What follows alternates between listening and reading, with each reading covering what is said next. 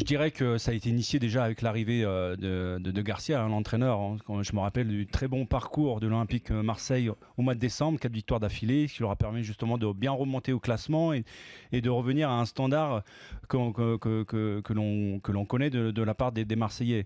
Après, avec la nouvelle direction et sur le marché hivernal, le mercato, j'ai trouvé qu'ils s'étaient plutôt bien débrouillés. Ils ont acheté que des Français. Mais derrière, il ne faut pas s'enflammer par rapport à la qualification contre Lyon. C'est vrai que l'engouement qu'il y a eu au stade Vélodrome ce soir-là était magique.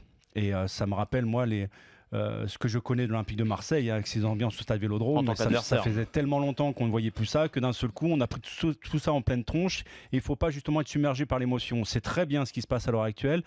Mais il faut voir sur la durée justement ce que ça va donner. Est-ce que Payet va revenir à haut niveau qu'on lui connaît justement avant l'Euro et pendant l'Euro.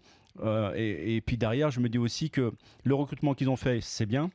Mais c'est pour ça que je suis rassuré par les déclarations du président tout à l'heure en Team Dugas, parce que l'enveloppe, elle est conséquence, et je pense qu'ils pourront justement... Et puis elle n'est pas figée, hein. S'il faut pousser un peu, ils pousseront. Ils pourront colmater sur certains postes, parce qu'il n'y a pas de doublure à Gomis. Si demain il se blesse, je ne sais pas si on attendait des recrues en charnière centrale aussi, notamment. Et j'allais y venir, en charnière centrale également. Donc il y a encore des postes à pallier à l'heure actuelle et à pourvoir aussi en doublure, amener une concurrence un peu plus accrue à certains postes également, à la fois en qualité, mais aussi en termes de personnalité, pour amener du poids dans cet effectif qui commence à prendre une gueule qui moi, correspond plus au standing de l'Olympique de Marseille. Donc c'est bien, on est sur la bonne route.